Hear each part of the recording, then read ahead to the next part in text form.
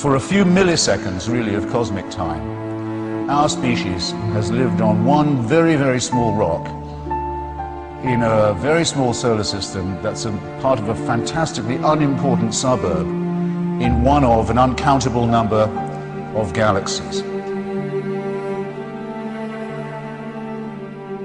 We are adapted to an environment, the African savanna, which we abandoned.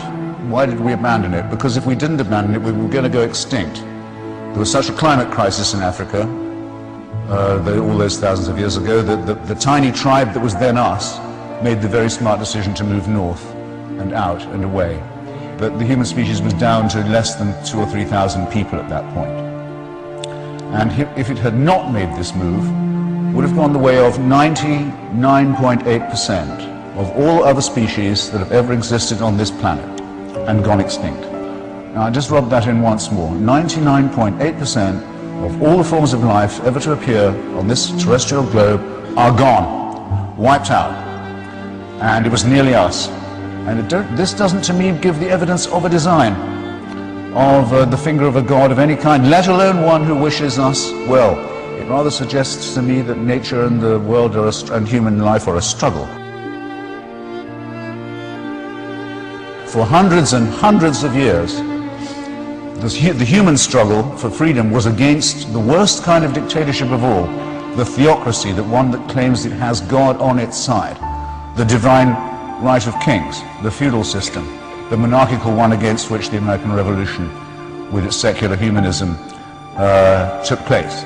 I believe the totalitarian temptation has to be resisted, and I believe this is one of its core and origin points. And so what I'm inviting you to do is to consider emancipating yourself from the idea that you, selfishly, are the sole object of all the wonders of the cosmos and of nature, because that's not a humble idea at all. It's a very arrogant one, and there's no evidence for it. You'd do better to emancipate yourself from it and do some real study of genetics and biology and cosmology. And then, again, a second emancipation, to think of yourselves as free citizens who are not in thrall to any supernatural, eternal authority, which you will always find is interpreted for you by other mammals who claim to have access to this authority that gives them special power over you. Don't allow yourselves to have your lives run like that.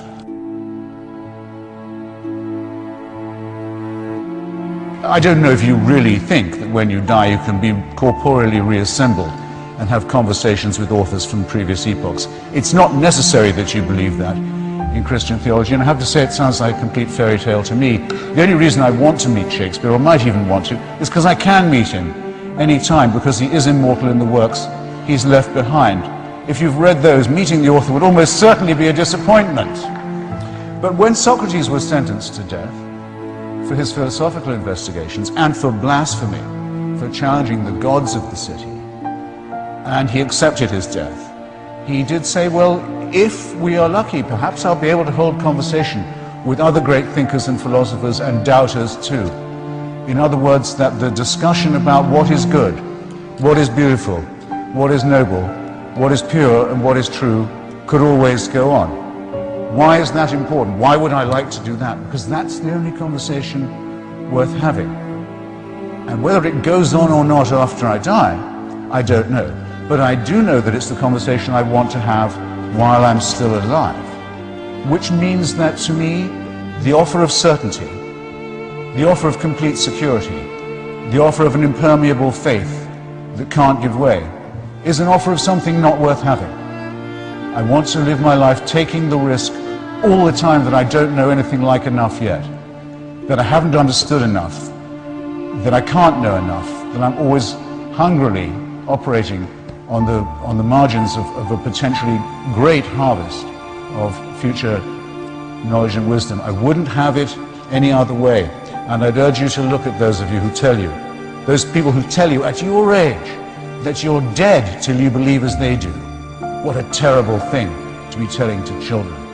And that you can only live by accepting an absolute authority. Don't think of that as a gift. Think of it as a poisoned chalice Push it aside, however tempting it is. Take the risk of thinking for yourself. Much more happiness, truth, beauty, and wisdom will come to you that way. Thank you.